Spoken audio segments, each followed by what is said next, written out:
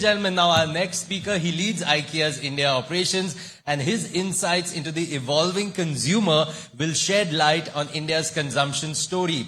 He has seen firsthand how global brands localize for Indian price points, households and lifestyles, from small format stores to digital first journeys. Please welcome the CEO of IKEA India, Patrik Antoni, who will be talking about how to ride the consumption wave with Hina Gambhir. Let's hear it for Mr. Antoni.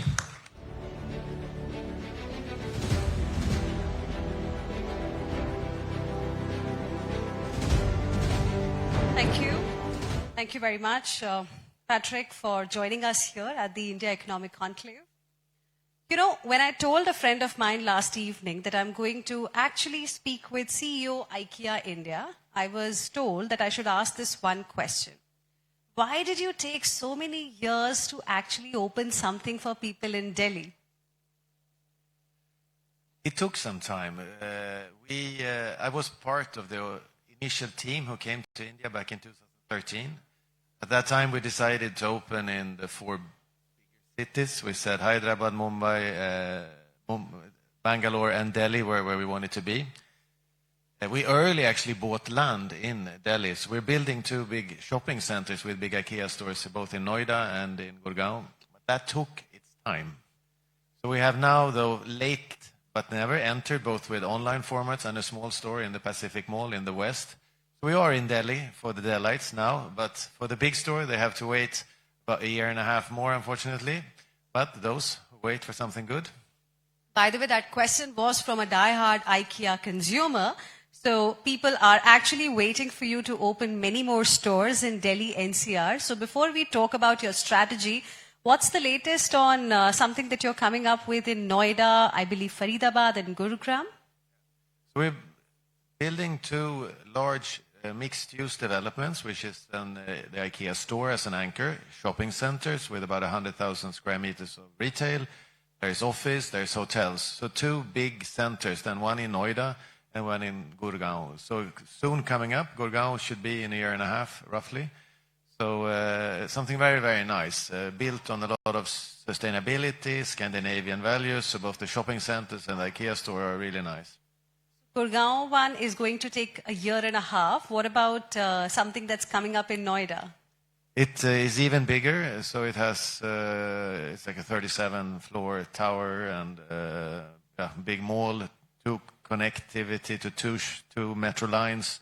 So a very complex project, but it's going to be unique in the IKEA world as sitting in a connection point of two metros, having a big shopping mall, office towers, a big hotel. So it's something worth waiting for also. Can you give us a deadline, any date or month that you have in mind, or maybe a year? Yeah, we can say 28 late maybe. So it takes its time, yeah. Why does it take so much of time? Well, building big constructions, when you do it, we specify it on global standards, very high standards in sustainability. Both of them are LEED platinum buildings, so it's very high level of construction quality needed. Then building with following the law and all those things that we do as for foreign companies, it takes longer time actually. So it takes some time. Yeah. Is it tough to do business in India, or it's getting easier? I think it's been easier than we expected, if you put it that way. When we started, it was a lot of Europeans who said to do what you want to do in the way you want to do things with the compliance demands you have, it will be impossible to do. But we have proven on and on and on that it's absolutely not, and we have got great support both from authorities on central level and from local level on how to deal with it. And as long as you have a firm stance in what you believe in and what you do, and you hold on to it, everything is possible. So, yeah. You said that you were part of that team that brought IKEA to India about 7 odd years ago in Hyderabad as the first store. Tell us a little bit about why did you pick Hyderabad then, and what is your sort of eligibility criteria when you go to a particular state or a city? We build our business cases on the size of the city, it's the demographic of the city, it's the traditional versus more modern. So there are many, many components when we try to find the right places to be. And as I said to the previous question, we initially decided on 4 cities which we would like to go to, then Delhi, Mumbai, Hyderabad, and Bangalore. And at that time we said it doesn't really matter which one we go first to. So the Telangana authorities in those days were still are very progressive and very supportive, and it was the place where it went quickest, so to speak. They gave us a lot of help on the way, and that made it possible. But then very quickly followed Mumbai and Bangalore the years to come, so it was not like a huge difference. Delhi is the one that I had to wait, unfortunately, but now we're close. Okay, and before we talk about what's happening within IKEA India, one more question on the outlook going forward. How many stores do you have in mind, say, in the next 5 years? Any specific cities or states that you're targeting? And is there going to be some change in the way you approach the markets? So if you just look back 10 years ago, IKEA was a very different company. We did big stores and no online anywhere in the world, basically. So today we have a very different setup. We have a different toolbox of things, how we can reach and engage the consumers. So we have the big stores that are, 30,000, 35,000, 40,000 square meters, so in very, very large buildings. And we have 8,000 square meter stores now, like in Mumbai. We have one here, which is 1,500 square meters. We have the apps, we have online, we have the remote sales. So it's a very different way of meeting the customer today. So with that, as a backbone to the question about the next steps, I would say the ambition is we have today 6 physical touch points only. We should have plus 30 in 5 years, and being present then in and around Delhi NCR, maybe a little bit up to Chandigarh, Lucknow, Jaipur. We will look down to Chennai, Pune, and then do much more deeply into Delhi, Bangalore, Mumbai, where we have then the big markets. Interesting. A lot of cities can really look forward to an IKEA in their city. Talking about the Indian consumer, how will you define an Indian consumer of IKEA? We see various consumers here. I would say we have the young starting out group, which is, I think, the feeling why one really wants to be in India, really from the heart. There's so many young people starting out, so many young people moving into cities, and who will help them, right, to get a good life, a good start in life. And there I think IKEA really is the company, actually. So they don't really know how to do home furnishing. They have never done anything, and come to an IKEA store and go through all these room sets, see ideas, tips, how can I do with my home, and then having price points from low to high, giving these people an opportunity to start a life in the best way. That's maybe where you have your feelings, as well as the young families who have ever-changing needs. All of you here are parents. You know that your needs change every day. You have a home that was fit for 2, and all of a sudden there's a 3rd, and then everything changes, and then the 4th comes, and then something changes again. So people with children are the also core. I think starting out and the people with children are core target groups. Then, of course, everybody's welcome. You have the people with a lot of money who loves design, and they come into IKEA and they buy a designer element. They may not buy our normal products because they don't maybe resonate with them, but there's so much high design in what we do, so there's also something for them, right? So I think we target to everybody, but if I would say core, it's young starting out, and it's people with children, young families, and who has to change their house, 10 times in a period of 15 years or so. It's a very interesting mix in IKEA India specifically that we see. There is aspiration, and then there is affordability. How do you really maintain that balance? Because you also have got a population which does not have a lot of disposable income, but yet find something or the other in IKEA India. So how do you sort of maintain that balance? I think the important is to localize how you meet the products. We have basically around the world the same things, more or less, right? So people do the same things around the world, but they do them slightly different in different places. So what we do is a lot of studying both low-income families and high-income families, what's going on in their home, what are the things that happens, and how can we make that a solution for them that they haven't thought of. So when they visit an IKEA store, go to our online tools, they they see ideas and solutions to their problems with different levels of price points. But where we go in from is to inspire them and to find a new way of seeing a problem they might even have understood, like how do I store my shoes in a good way, or how do I store things to save morning time? How do I not just put all my shirts on top of each other in the cabinet, but I rather sort them in a certain way so they match each other. It's quickly to find. So all these things that you haven't thought of, you get that inspiration in a store. And that then you take with you home, and you take bits and pieces depending on you have a lot of money, you do maybe more. If you have a little money, you start. Because the fun thing with IKEA is that anybody can participate and start, because there's always something at their price point. And I think creating that inspiration, regardless of income, is also what we're out for. Do you have to make a lot of changes to your product basket for India? Not so much in the overall product range. I would say around the world, people do the same things. You wake up, you eat breakfast, you get dressed, or maybe you get dressed before you eat breakfast sometimes, depending on who you are. Then you do something. So it's the same activities that goes on. Then they go on in different rooms and in a little bit different ways. So it's super important that when we study our markets, we do a lot of home visits, try to figure out what people are doing where. An example could be a basic one, the shoe storage. In India, often you put your shoes outside the entrance door in a little rack.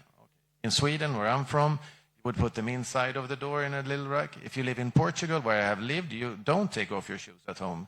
You walk through your whole apartment, and at the end of the day, you put them next to the bed inside of your cupboard that you have.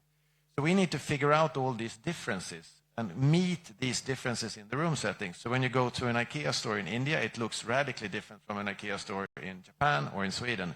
Not the products, but how we have combined them to solutions that meet your everyday need at that market. And this is really how we localize. Then we're adding a number of gap fillers, a chapati frying pan or certain tea things.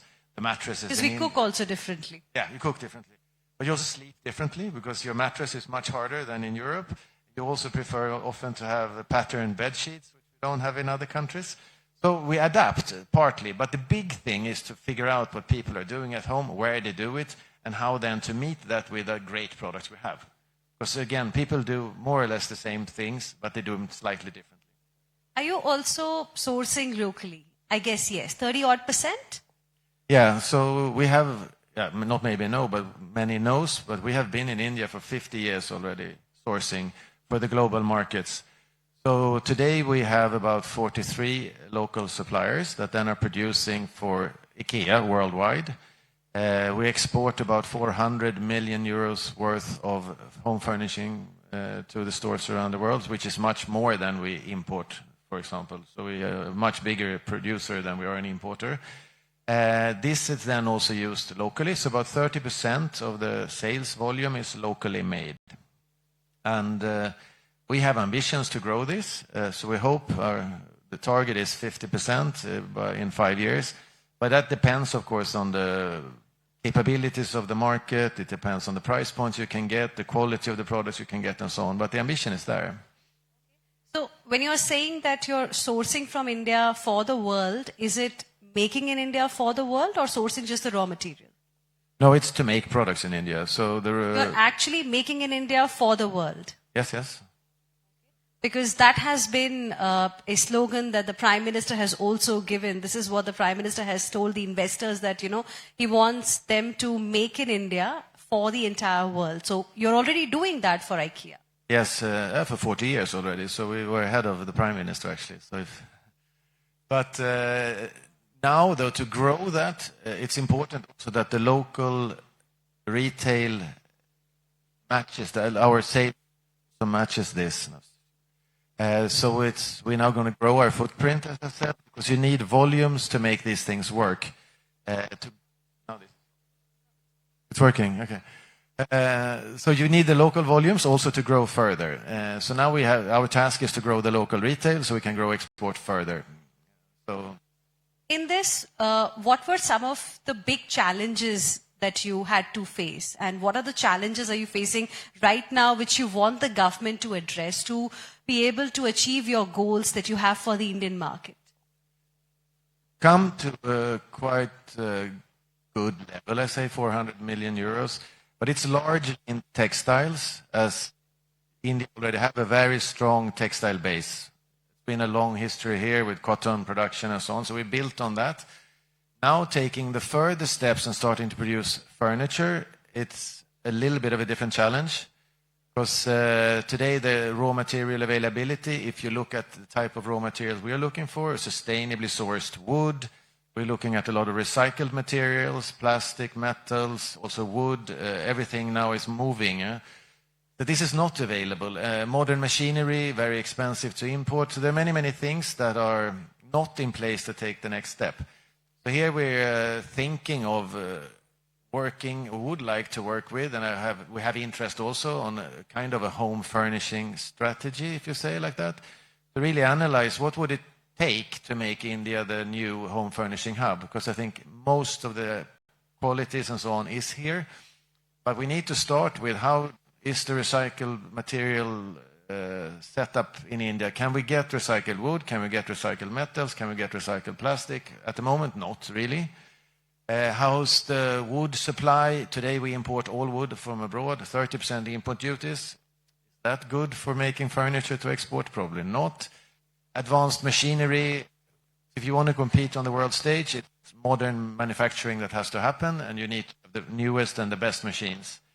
Import duties are very high on these type of machines today, so if you want to become a home furnishing producer, you probably have to change that. There's a lot on the raw material. Then it's all about standards, harmonization of standards. Because if you make the same product for India as for abroad, if you have different rules in India for what kind of products you do here, you need to make two lines. And then you have a problem in the supply chain. So harmonize standards. Make it easy to do local and global. How does the whole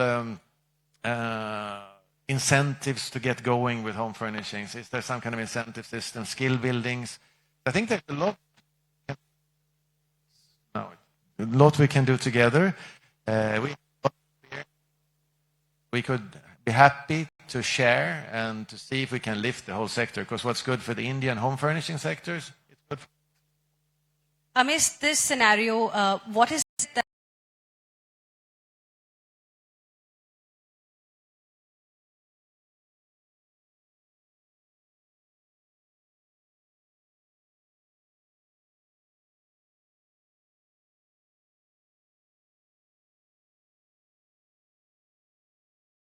from raw material to store? How do we make things easier for the sector to grow? Where are the pain points today? And I just pointed out raw material is a pain point, and maybe machinery is a pain point. So how would we address this to move on together? Because, again, we are super interested in it. I'm sure the whole industry is interested in it. So it's something that one can do together. It's not an IKEA thing. It's like the industry works together with the authorities to find the roadmap. you see that intent? Do you think the government is willing to look at these issues? Have you raised these issues with the government?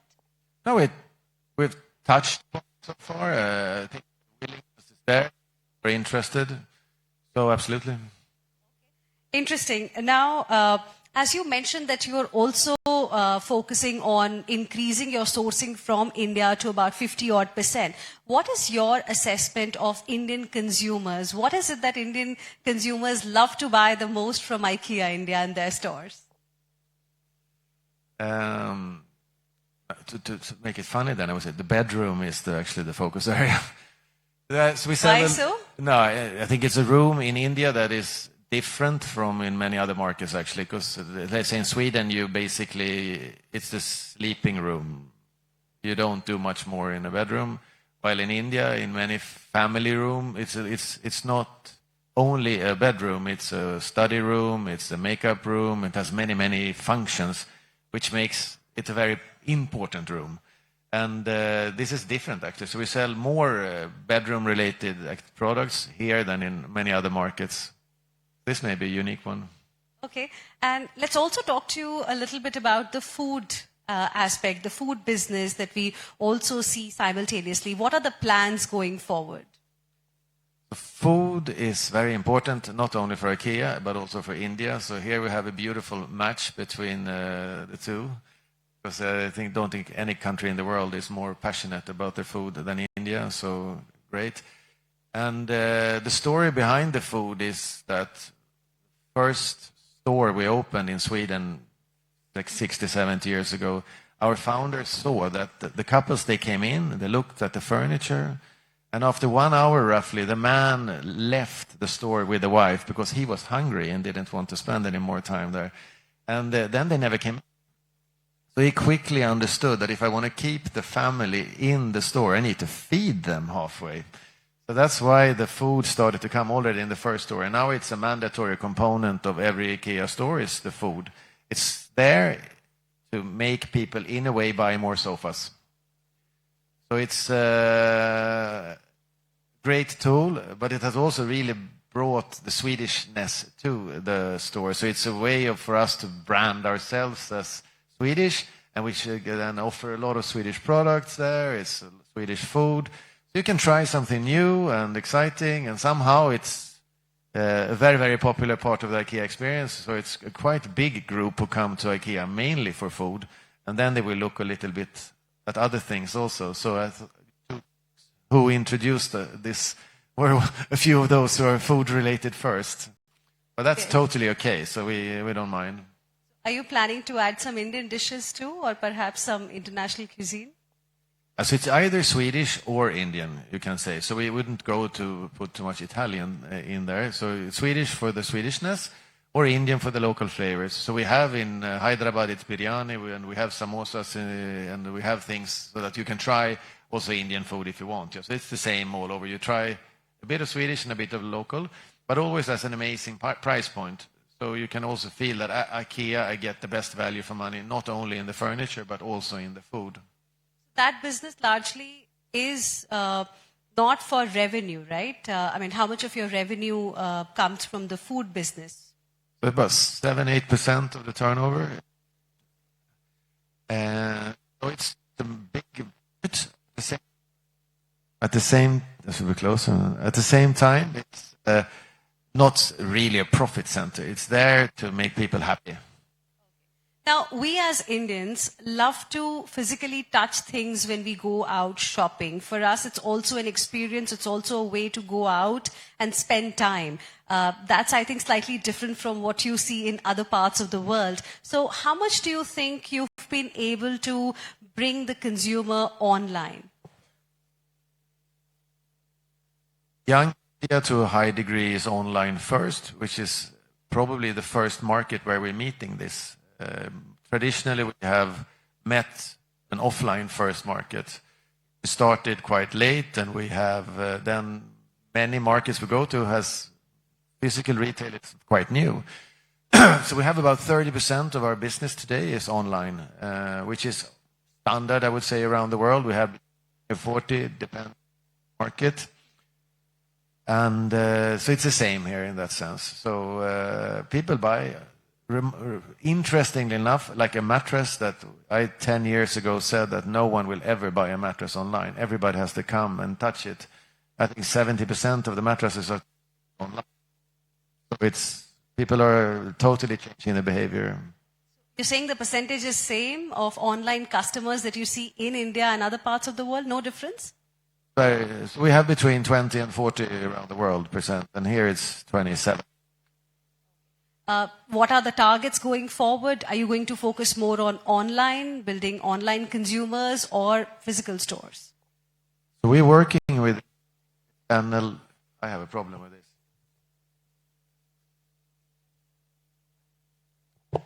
So the idea is to meet the customer wherever he or she wants to be. So that's why this omni-channel concept with big stores outside the city, small stores in the city, always online with the app.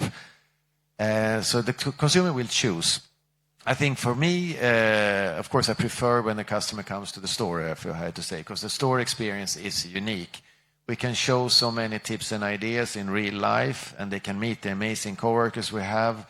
It's really a different experience, and that's where you can really, I think, crack that connection to the brand. You fall in love with it, and you feel that, wow, I wish my home looked like this. Plus that you get good meatballs halfway, right? So it's a fantastic experience. So we, of course, you choose what you want to do, but from a hardcore IKEA person, the store is the best. Yeah. Perfect. One last question before we wind up this discussion. As IKEA India CEO, what is that one thing you just love about the Indian market, Indian consumers, and one thing you perhaps are just tolerating? For me, the overall feeling of India is optimism and the dream, or that people know that tomorrow is going to be better.